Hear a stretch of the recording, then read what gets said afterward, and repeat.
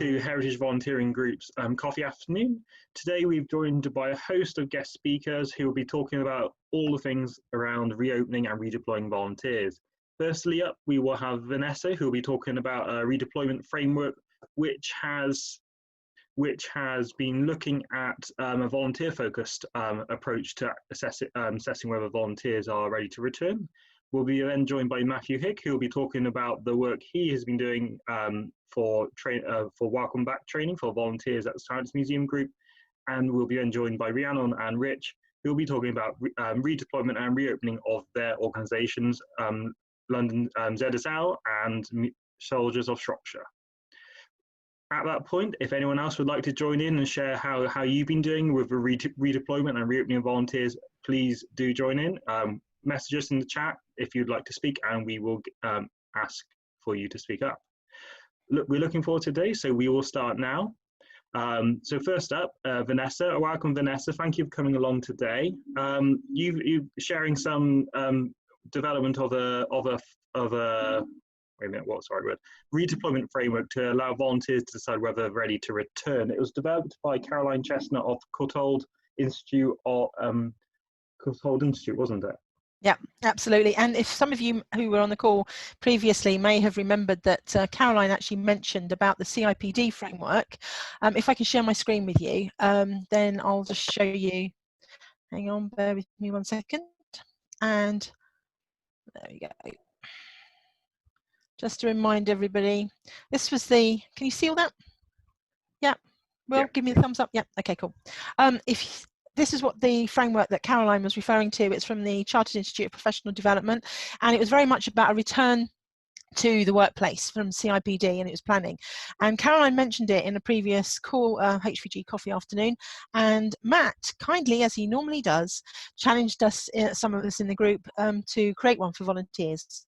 And me being me, took the responsibility for putting my hand up and saying, yep, I would be happy to do that, but I roped Caroline in as well. And pleased to say that thanks to Caroline, she's created a flowchart for volunteers, all of her own work, and I want her to have full credit for this because it is good. But she is on holiday, otherwise she'd be with us today and she'd be sharing it herself. But she has actually given us, because of the fact that this afternoon is very much about redeployment and getting back into our museums, an opportunity for me to share it with all of you as well. So if you look at this CIPD flowchart, you'll see that it's very much about covering furlough. It's aimed at staff. It's the role of the staff itself, along with risk assessments on the role, returning to the workplace guide, as well as symptoms or if you're clinically vulnerable. So very employee related. So what we wanted to do is come up with something that would actually be more focused around volunteers, and this is what Caroline's actually come up with, and so you can have a look at it. It's a bit more oh, sorry, haven't lost that hopefully. I've lost it from my screen. I'm hoping you're still seeing it. Hang on one second. We're not at the moment. It might just need to go. There you go. There we go. Can you see that? Yeah. Good. Okay, cool. Okay, so you can see it's a little bit more friendly. Obviously, if you look at this, this is only a guide. This is not saying this is what we should suggest as a Heritage Volunteering Group that you should be using. But obviously, we're very aware that a number of you are out there are thinking about bringing back volunteers if you haven't done already, and that there are areas obviously that we need to think about in regards to the volunteers as well, and what can we do to try and help them to think about whether they feel comfortable about coming back. So this is what is taking the framework from that CIPD flowchart and applying it for volunteers, and that and if you actually look at it, you'll see that it's assuming there are certain things that you would have to have accompanying this flowchart, as in any of your return to work guidance, and it's assuming that you've also done any risk assessments around the roles of your volunteers as well. But it actually then talks the volunteer through, so they then actually have that decision of being happy about coming back. So checking to see, do they feel ready to return? Are they self-isolating? There's links in here. Those links would be to the government website, just to remind volunteers about what the symptoms would be, what being clinically vulnerable could be, because it's helping them to also understand that if you're actually looking after someone who potentially falls into that clinically vulnerable, then obviously that could affect you as well. And having the guidance with it as well, and obviously anything about risk assessment that you might want to provide as an additional documentation to accompany this, you can then make sure that the volunteer feels that they feel that you as an organisation have done enough to make them feel secure, and then hopefully that they're ready to come back. But if at any point they don't feel comfortable, then as you can see up in the top left hand corner, it says take your time. There's no pressure from us to return. Continue to volunteer from home, get in touch or book a shift when you feel ready. You may, obviously the wording around that might need to change because you may not have that facility for volunteers to do work from home, to volunteer from home. But obviously the idea is to make it as flexible but as friendly as possible, but giving the volunteer the confidence that they can make the decision about whether they come back now or whether they come back later.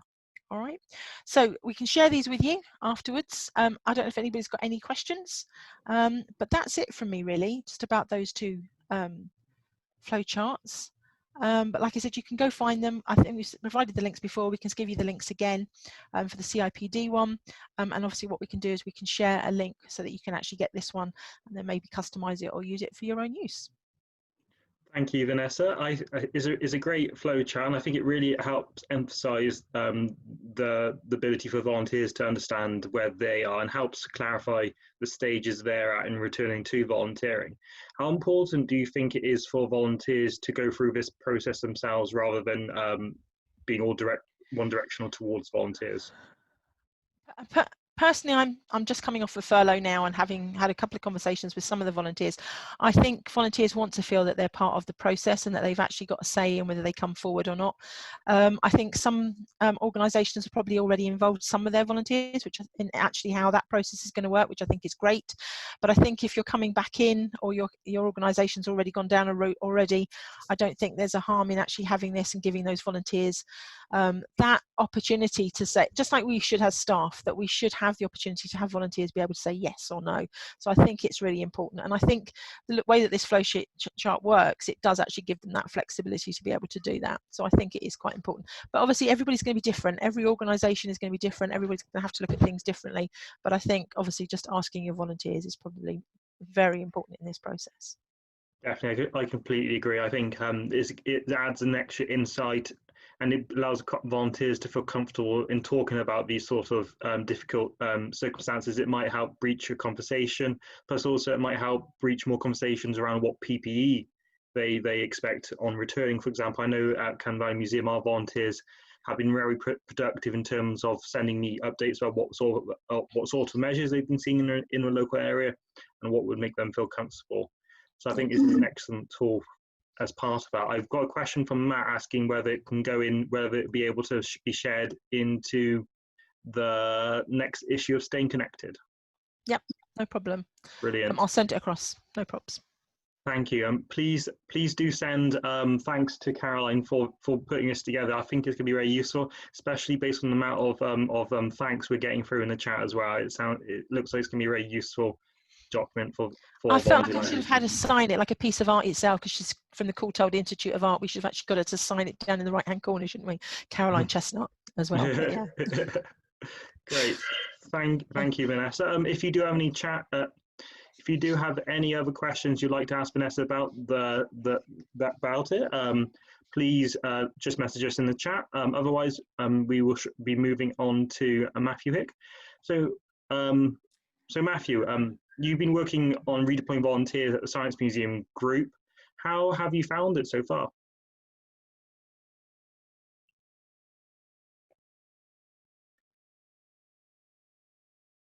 I can't. Matt, you there? Hello, can you hear me? Yeah. Sorry, I'm talking to myself there. No, it's been a lot of hard work, mostly undertaken by my colleagues, and hopefully we've got a couple on the line with us today.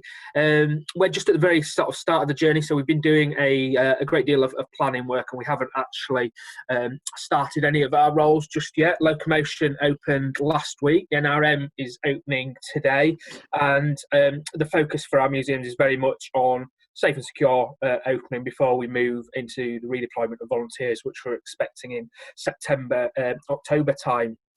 What I will do now is I'll just share my screen and I'll just kind of take people through some of the steps we've been doing around planning and the welcome back training. So I shall share my screen now.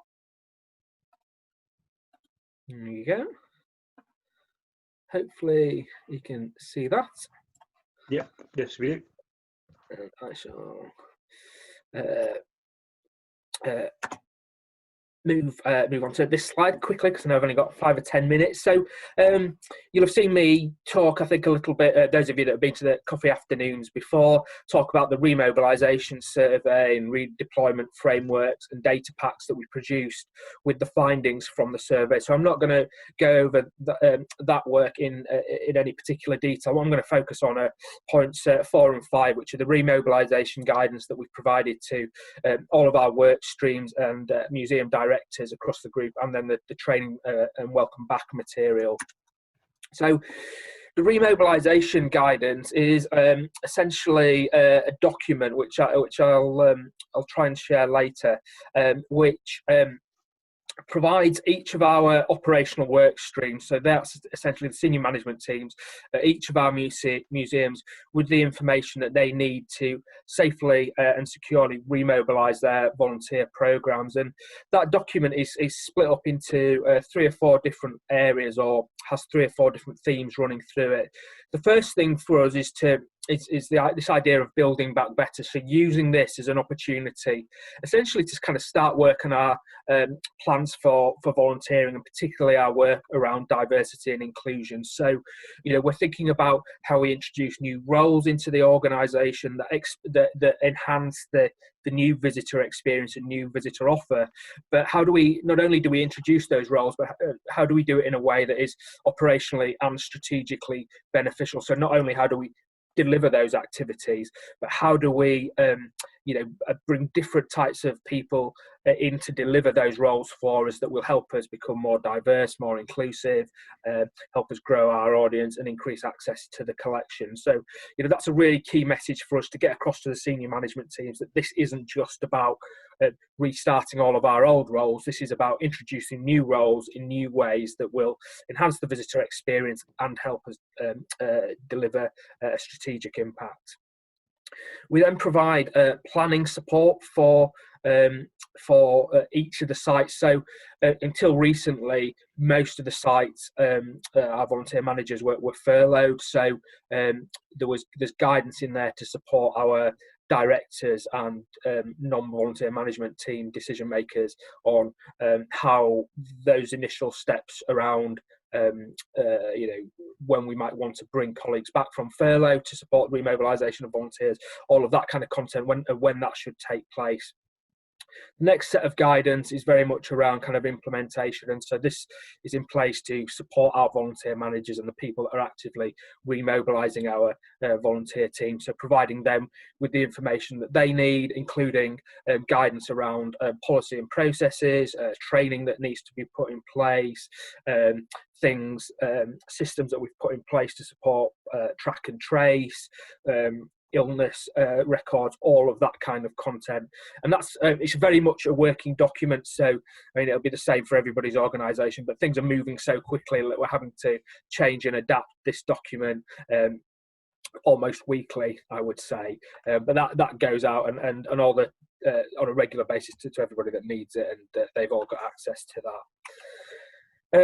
The welcome back training, which I'm very quickly going to try and rush through, is what we are providing all our volunteers with. So when we remobilise a role, we contact our volunteers, we ask them to notify us if they would like to come back, and to identify whether or not they are clinically vulnerable or considered within a clinical vulnerable category in line with NHS guidance. If they are, they then need to have an individual risk assessment before starting, and then they, along with their colleagues who don't have clinical vulnerabilities, will come along to our welcome back training, and that really provides training in 3 different areas. So the first is around museum updates. So what that covers are three things really. Changes that have taken place across Science Museum Group, and there's been a huge number, including information on colleagues that are on furlough through to systems changes. Museum changes, so how the museum is opening, how do you get onto site, where do you go, or everything. So much has changed since our volunteers were last on site that we want to provide them with an update on what's been going on. And then thirdly, what's changed around the volunteer programme. The next area is essentially the role update. So what's happened to the role, or what are you doing in your new role? What training do you need, and all the provisions, and essentially we're going to provide them with what they need to deliver their new role. And then the third area is the health and safety update and training, and that covers everything from our health and safety essentials through to face mask training as well. And I've included the presentation here. Obviously I'm not going to run through it all in any kind of detail, but I will just kind of flip through it quickly so you can see what we've got in here. So this is the impact on our museum. So this is where we're talking about changes to the group, new ways of working, COVID secure principles. We're then through to impact on our museums, things like travelling to site, where to go when you get here, all of that kind of stuff. Information on colleagues who have been furloughed, including a large number of our volunteers, supervisors. Key information on new ways of working, information on everything from only attending site when you've been rostered to do so, through to track and trace. And then this is very much an adaptable presentation. So each of our roles and sites can add their own content as they need. So you'll see these types of slides scattered throughout. We then cover the update on volunteering, which again are kind of the points that I've discussed earlier, with any kind of additional content that our supervisors and coordinators want to add in.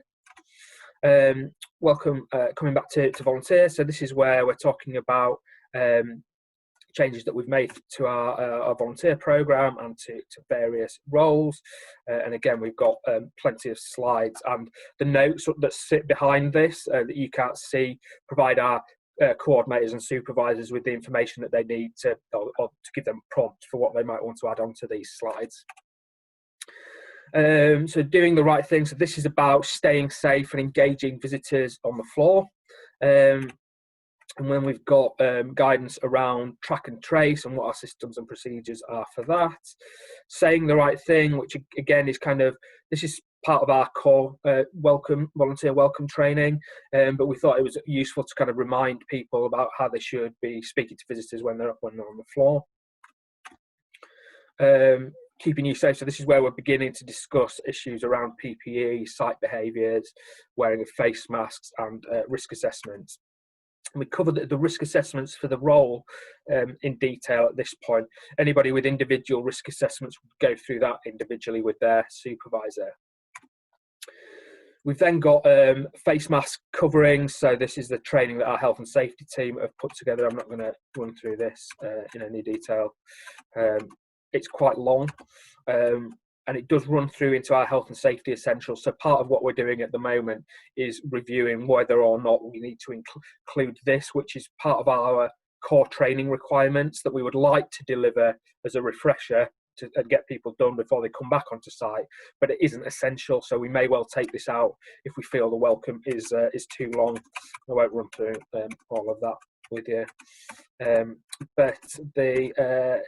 We do include our general information on asbestos, lone working, entry signs, and our safeguarding procedures as well.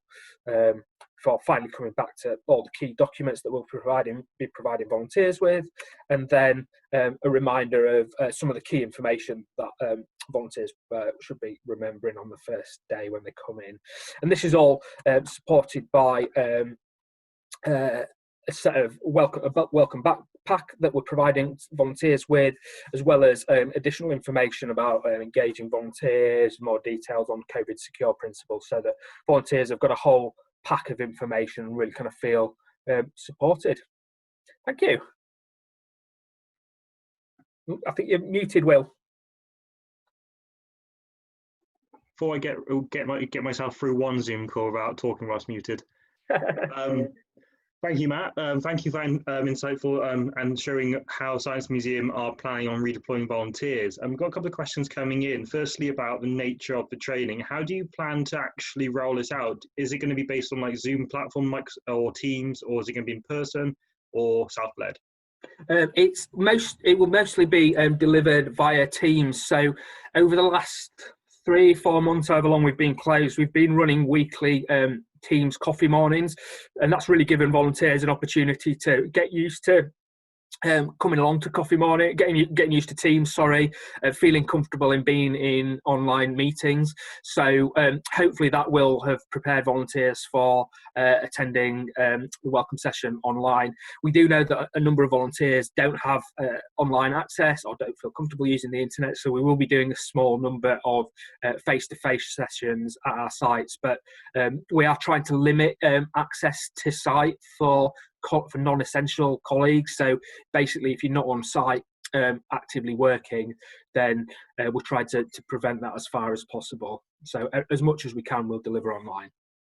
Thank you. Do you think with that element of ambiguity, not knowing whether, like I noticed, like you said, like non-essential visits to museums, non-scheduled visits to museums, are you expecting some kind a transition where people are going to have to get used to not being able to just turn up to where they normally volunteer? Absolutely, and we've already had that on the very first day at Locomotion. One of our volunteers turned up to volunteer, having, we've been really consistent with our messaging in terms of, this is a slow and phased return from September onwards. Some roles won't come back online until the new year.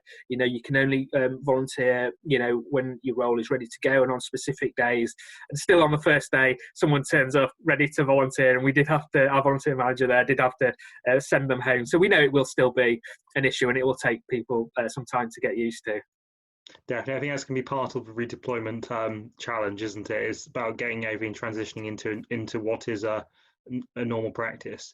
I wonder if we could go back to the slide on COVID secure principles, please. This question about what expertise is needed.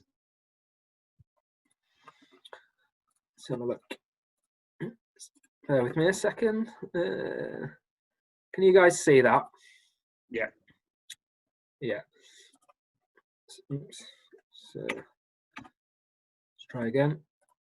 There we go. This one here.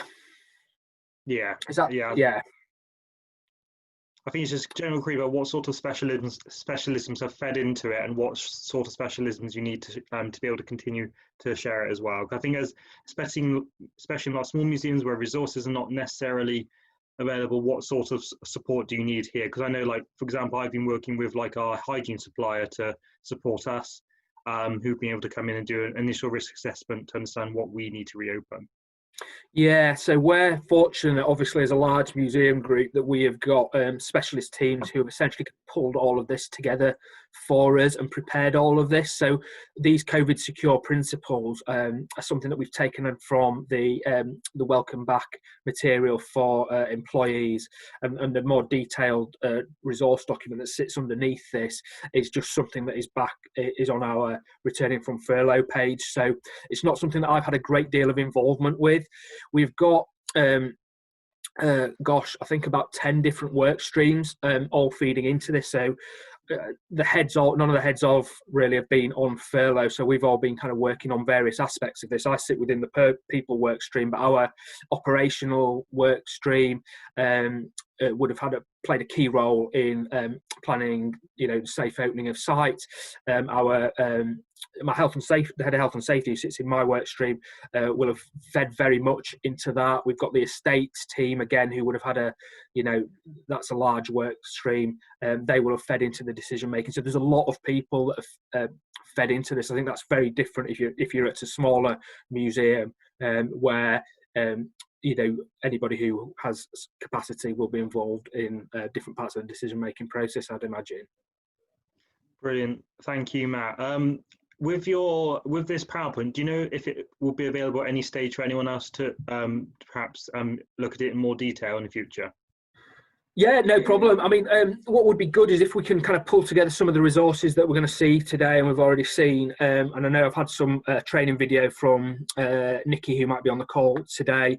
And I'm going to basically update the stuff that's on the website at the moment. So move from that planning phase into the implementation phase. So if people have got material that they want to share, we can pop that on the website, and hopefully that'll be of use to people.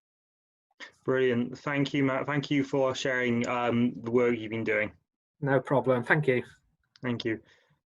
As museums move back into reopening, we've seen a wide range of stages for organisations reopening. Some haven't yet, and many have, but also some have been open for several weeks now as well as we move forward into August.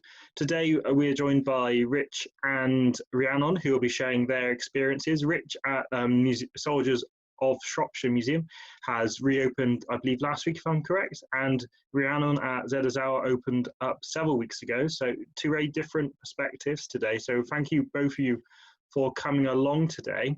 If we start with Rich, as you've just reopened, how have you found the reopening process for you and your volunteer team? It's not been difficult. I think we feared more than actually materialized.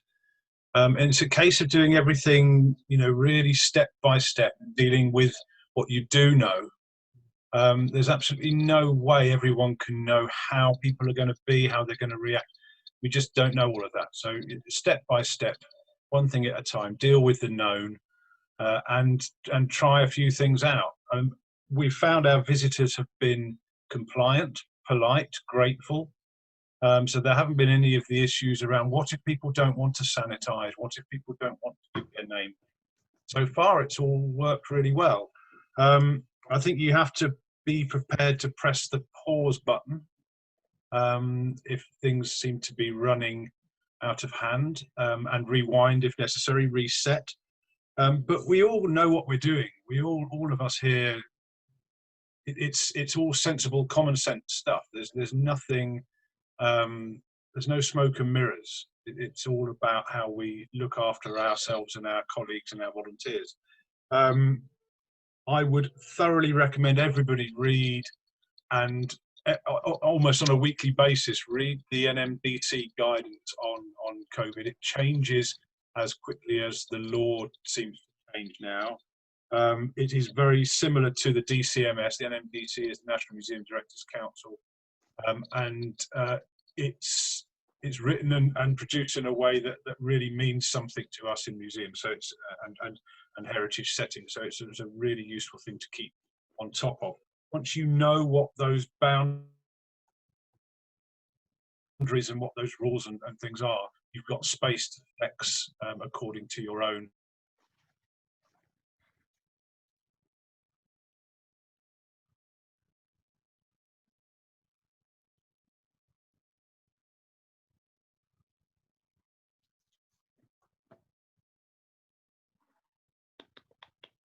Hello?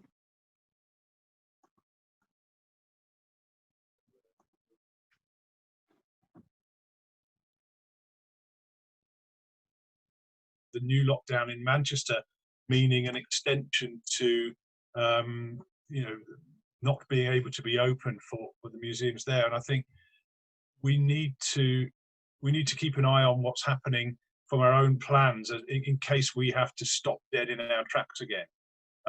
But if we can anticipate what's coming, then we're in a much better place to react, and to react with our whole teams.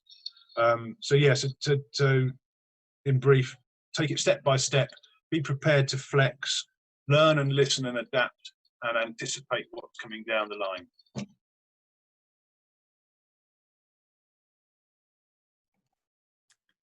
You're on mute, Will. Brilliant. Thank you, Rich. Thank you for sharing how you've been getting on. Sorry about any technical difficulties. I appear to just lost the internet, so I've just been trying to get back in. Thank you anyway.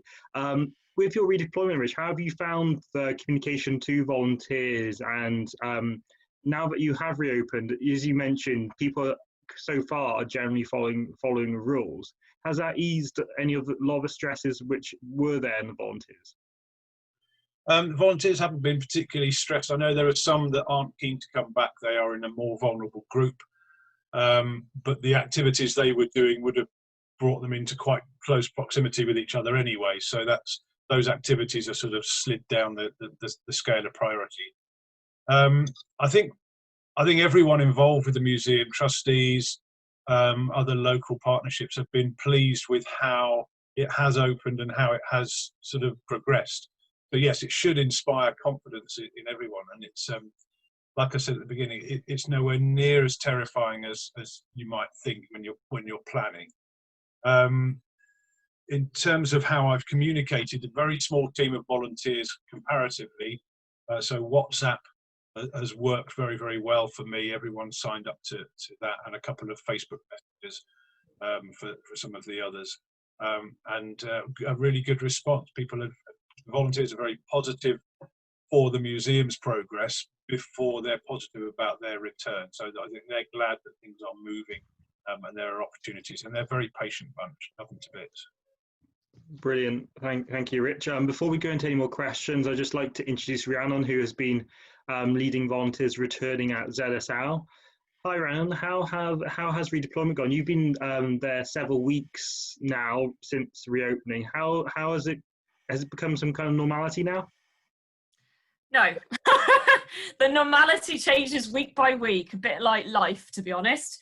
Yeah, so just context for those of you who don't know. So we, ZSL is London and Whipsnade zoos we're talking about generally. So we're two quite big sites. And we were allowed to reopen from the 15th of June. So we've been reopened now for 6 weeks or more. And what I'm going to say is actually probably contrary to a lot of what Matt said. We were given 5 days notice to reopen. So all of the wonderful planning that Matt did, I did very, very quickly, of which there are many learnings, many mistakes, I'm sure. But we did open, and we did have volunteers in on day one at both sites. Now, one thing I would sort of say, being zoos, the big issue for us was that putting in social distancing measures across our sites was easy enough. We're outdoor. But what we don't have is a raft of gallery attendants, visitor hosts that you all have already within your organisations. So having people across the site to support with wayfinding around new directionality and encouraging people to social distance was a layer of staffing that we just didn't have a precedent for. So for us, from day one, it was quite important to have volunteers back to support with that visitor journey, help people to feel comfortable and relaxed in the surroundings, but also aware of what the new rules were on site. So that's why we got volunteers back from day one. Obviously, all of the great stuff that Matt and Rich, etc., said about choice still existed for us. It was absolutely the choice of volunteers whether they wanted to come back. But I did sort of obviously emphasise how incredibly helpful it would be for anyone who did want to come back for us.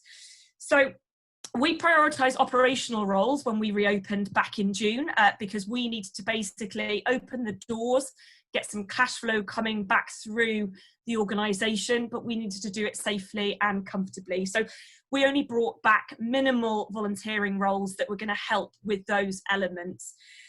We didn't have a volunteer role, as I said, that helped with that sort of very basic visitor experience on site.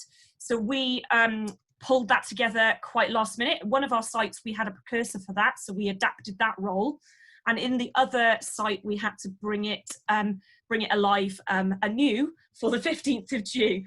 So essentially, volunteers were signing up to help in a new role. And what was really lovely about that, though, was a lot of people wanted to come and help ZSL. We hadn't been quiet in talking about how financially unstable we were as a result of COVID.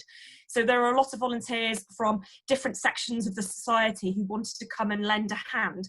So we've had volunteers who normally would help with animal care duties, help in the library, help in one site, have now moved to another site to help in these operational roles. So that's been a really nice team spirit, I think, and everyone who's come on site has very much been part of that sort of mucking in, taking part culture. In advance of coming back, obviously we didn't have a huge amount of time to do loads of training and welcome back sessions. I'd have loved to, but what we did do was we put out a quite comprehensive, if anyone knows how I write, then they know that I write comprehensively, a comprehensive redeployment fact sheet, which basically answered how we were going to do it, who we were prioritising, and why we were doing that. Because basically, I didn't have time when we first opened to support all of those that might have underlying health conditions or individual anxieties. I'm being really blatantly obvious, honest with you guys now. Didn't have the time, unfortunately, to go through all of that individually with people. So I had to be really honest, and I had to say, look, we have to bring back the really low risk, those that feel quite comfortable to give it a go.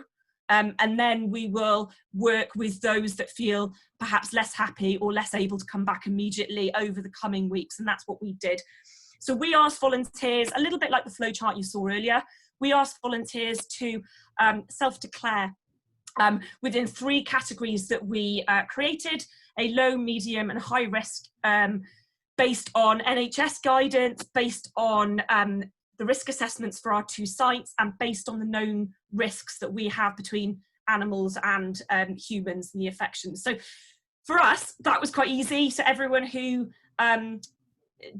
declared themselves to be low risk, if they were happy to give the volunteer role a go, we were able to get them in. We did run some welcome back sessions in the first few weeks for those first tranches of volunteers who came in, but that was backed up with quite a comprehensive set of notes, risk assessment, etc., that we asked volunteers to read in their own time to become familiar with. Yes, I'm very happy to share the fact sheet with you. Obviously it's out of date now, but I'm happy to share that with you. For us, there was always going to be a balance between the organisational need to have certain ZSL representatives on site at places where people could get confused with wayfinding and not understand what we're asking of them, and making sure that volunteers were safe to return and happy to return. But that's been a constant balancing act ever since we opened, really, to ensure that the volunteers don't feel pressure to come back, but also that they realise that we do need support. The one downside I would say to the self-declaration form approach was an absolute nightmare of paperwork. I drowned under paperwork actually, but I did surface eventually. The other thing I would say is we then started to get some of the moderate and the high risk groups back, and we did that by a one-to-one risk assessment. So we spoke to them individually about why it was that they'd labelled themselves in those groups, whether they felt happy to return, and if there were any further mitigations and safety measures we could put in place for them in their specific role. And that's how we've dealt with people. But we're still bringing people back now, 6 weeks later. So that slow, steady approach, definitely would agree with that from what Rich was saying. Challenges, very briefly before I shut up. The operational reliance that we have on volunteers is always going to be quite a challenge for us, because it means that we need to have a certain layer of volunteering on site.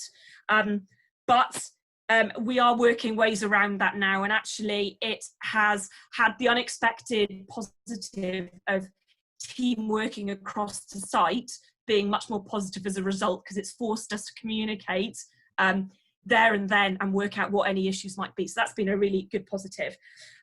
The other challenge I found is volunteers who are at high risk but want to return ASAP, and trying to persuade them just to wait a little bit.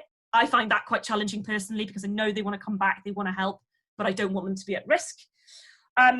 We have needed greater numbers of volunteers because of the social distancing measures on site. So at the same time as bringing volunteers back, we launched a recruitment drive 2 weeks ago. I'm now drowning under recruitment paperwork instead. Woohoo! But that's also been really lovely, because it's brought new energy into the organisation at a point where perhaps people were a bit unsure, COVID was going up a little bit, and actually that's been a real driver of energy in the organisation. And the other challenge I would say that we've had is that, unlike you guys, obviously we're known as being outdoor institutions, but we actually have a lot of indoor spaces. And we've had volunteers who want to be selective about where they'll be stationed on site. that creates a rota from hell, actually. So kind of tailoring it absolutely is essential, but it will create lots more work. So we have had to try and find happy mediums by, I guess, grading people into a limited number of variations rather than every variation under the sun. If that makes sense. That's a very quick potted experience of mine. Thank you, Rhiannon. Thank you for your going into a lot of detail about how you redeployed. I think you helped ask a lot of the questions which came up during your talk, particularly around needing to recruit new volunteers. Good luck with the sifting through the thousands of applicants. At least it's good to see so many people looking to apply to volunteer at this time as well on that side as well. A couple of questions have come in today around certain factors around redeploying volunteers. Firstly, around how to have that conversation with volunteers, whether it's best to do it in person, by email, or allow a volunteer to self-lead. And secondly, around that conversation, what do you ask? How do you ask it? And how does GDPR play into it, which is a concern, I imagine, for a lot of organisations. I'll be interested to hear from any of our speakers today or members of the group who have experience of it. I think these issues affect all of us. Yeah, happy to go. I'm happy to share all of my forms. I think because I did this so early days, there are so many things that I would do differently, hindsight being that wonderful thing. We ran our self-declaration form past our legal team before we sent it out to volunteers just to get the say-so, but it very clearly states in there that this is going to be used purely to protect the volunteers on their return in the post-COVID world, and when coronavirus is no longer an issue, those will be shredded and no longer be part of the volunteer paperwork. And then in terms of sort of what we asked them, because some of the reasons that we weren't keen to have some groups back earlier were perhaps the age-related factors that was a known risk, health conditions, we just asked them, why was it that you put yourself in that group? You know, are you happy to tell us a little bit more about the health condition that that has put you in that group? Obviously they don't need to at all, but actually most of our volunteers were very happy to be quite honest and said, you know, I've got asthma, it's very well controlled, and actually a lot of that then ended up being a real formality in the vast majority of cases because it was well controlled within their volunteer role, which is outdoors in the main and where you can socially distance from people very well. Many of the concerns that people might have had on such a big deal when we looked at the role itself. So actually relating it back to the volunteer role and the conditions under which they'd be operating is really important as well. Brilliant, thank you. I think it's really useful information around asking, because we do ask questions which are personal, just normal volunteering, and in these circumstances it's important to ensure the safety of those volunteers as they continue to volunteer with us. But I can understand how it is a difficult subject to deal with, and all of us are going into a relative unknown in terms of bringing back volunteers. Was there any other speakers who wanted to share their experiences of collecting information? I'll go very quickly. In terms of GDPR, if you're upfront about why you're asking what you're asking and you're storing things safely, there isn't an issue. You're not using the information to tell everyone that so-and-so's got asthma. You're not going to be turning this information into a pie chart to present to the directors in 6 months' time. You're asking straightforward health questions in order to secure the health and safety of your volunteer team. It shouldn't be a GDPR issue. It shouldn't be a confidential issue, because everybody collects this information and stores it properly and securely anyway. So yeah. I don't think people need to be too caught up on that. I think keeping things simple has got a lot of attraction to me and to a lot of people. Be straightforward, be straight up. Don't create yourselves lots of extra work where it's not required. And just, if you're honest and you're open and you're receptive, then that encourages your volunteers to do similar. Great, thank you, Rich. Matt, did you want to come in on this? Yeah, I can do. I mean, I fully agree with Rich, and I saw Rhiannon putting her thumb up as well. And we've been again, kind of upfront with everybody. We asked about it in the survey, so we started to get some of that information back. And when we ask volunteers, so when we redeploy a role, we will we'll email volunteers asking them whether or not they want to return, and if they do want to return, they'll need to say which of the areas of clinical vulnerability they have, so that we've got that information, and then we can conduct individual risk assessments with them. That information is stored securely. It's used, as Richard said, to make sure that those volunteers are safe, but also that our other visitors are safe, and everybody around them. So it's really important we do this. And actually, if people won't supply us with that information, then we're not prepared to take the risk as an organisation and allow them back to volunteer. It's hugely important that we look after our volunteers and make sure that they're safe when they're on site. So yeah, it's not a GDPR issue. What I would say is we will destroy as soon as COVID-19 ends, which will hopefully be soon, we'll destroy all of that information, so we won't keep it any longer than is absolutely necessary. Brilliant, thank you, Matt. I've got a question for you, Rhiannon. 5 days was quite a quick turnaround for you.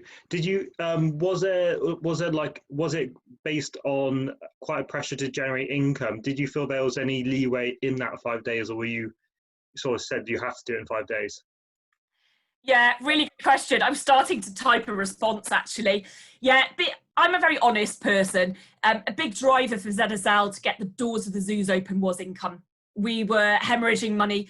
I think the main difference between zoos and museums is that we were shelling out a lot of money for our living collection that still need to be fed, watered and cared for during lockdown. So we were absolutely hemorrhaging money by this point. So yes, there was a huge amount of pressure to open on day one, rightfully so.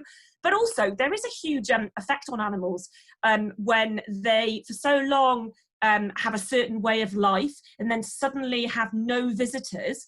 And then so there was a sort of welfare angle actually to be getting visitors back on site, so that the animals felt comfortable and assured in their venue. So I don't want it to be purely seen as an income thing. It definitely was a welfare issue for the animals as well. It was a tight turnaround. The one thing I should say is that we had already sent out a questionnaire to our volunteers, like many of you guys have done, to check if there would be volunteers who were happy to return. So we knew there was a proportion of volunteers who were game to come in from day one.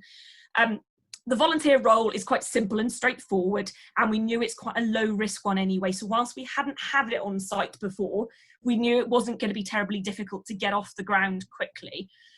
So the self-declaration form, all that did really was just make sure that we were bringing the lowest risk people on site from day one. And even then, if people came in on day one and thought, oh, actually, not quite sure, this feels a little bit unsure, people can change their minds. We were happy for them to say, actually, maybe this isn't quite for me right now. So I don't think it compromised the risk or the safety at all, but we were quite cautious, and we did set the expectation about the numbers that would be back from day one, and that they would be low levels, and we have been banking it up ever since, which is what the recruitment's obviously adding to. Yeah. Hope that answers that. Thank you, Rhiannon. Matt, did you have a point you wanted to make? Yeah, I wanted to come something about kind of volunteers in sort of income generating roles and involving volunteers in ways that essentially allow us to open our doors and start generating income. And if we go back to when we set HVG up and we started having conversations sort of 6 years ago now, we were doing that against a background that's fairly similar to where we are today in terms of, sector was facing massive financial cuts. Volunteering, we were very much kind of focused on volunteering, the idea of volunteering for well-being, which, is hugely important. But I think we mustn't miss the fact that volunteers allow us to deliver more and operate differently and generate income and put us in a position where not only can we keep our doors open, but our museums can thrive. And what I wouldn't like us to do as volunteer managers is to be questioning whether or not involving volunteers in ways that help our organisations generate income. I wouldn't like us to be thinking that that's not the right thing for volunteers to do, because volunteers are giving their time freely, which are conversations I've had and been involved in over the years. You know, I think if we have conversations with our volunteers, they want to volunteer with us because they believe in our organisation and they support our organisation. And, you know, certainly if I go back to Science Museum Group 6 years ago, you know, our volunteers were coming forward and saying, you know, we'll run this activity as charged for things. We want to help the organisation survive. We want to make sure that our paid colleagues, that their jobs exist. You know, we want to do all we can. And I would hate for us to be retreading those grounds and be concerned as volunteer managers about, well, is it the right thing for us to be involving volunteers, you know, when it, you know, because the bottom line is money. Yes, it absolutely is the right thing to do, because, you know, if it isn't at the moment, then there are questions about the future of our organisations, and volunteers want our organisations to survive for the long term as much as we do. So let's enable them to do that in a way that's safe and secure. Yeah, and just to chip in on that, I had a chap say to me the other day, he's like, I don't really like this new role, but I really just want to do anything I can to help ZSL at the moment. So I'll be coming in for now, and then when you've got a few more numbers, I'll take a bit of time off. And you know what? That's absolutely the attitude. If our volunteers aren't sort of, those that are able to, obviously, but aren't able to come and support at this time, then to me, it would also beg the question around the purpose of volunteering within our organisations at a time when we are needing to be open and, you know, doing what we do best. So yeah, absolutely. I would agree with what Matt was saying. Thank you, Rhiannon. I think that's a really good point to come towards the end of this event with, around the role of volunteers as we reopen. It's going to be a big change for organisations in the next few years, and volunteering is going to change as well as part of that. And particularly in small organisations as well, like my own, where volunteers enable a museum to actually open. Without them, a museum would not be open to the public. It allows the museum to be much more than it is, and embeds it within the community and helps us develop an income through museum shop, for example, and through museums simply being open. Before we do close today, just a reminder, we do always want to hear from you as well, from how you are getting on, how you've redeployed. If you are willing to share with us even just 5 minutes of how your organisation has reopened, please message us either via heritagevolunteeringgroup@gmail.com or on our Facebook group. Feel free to comment on this week's event or post in there directly. We look forward to having you here in the future, and with so many resources going to be shared after today's event, I think it'd be a great opportunity that if anyone else is willing to share resources they found really useful or have developed their own, such as risk assessments, we really would like to hear from you and see if you are able to share with them. So many of these issues are new to all of us, and coming together we can go forward with greater insight and knowledge.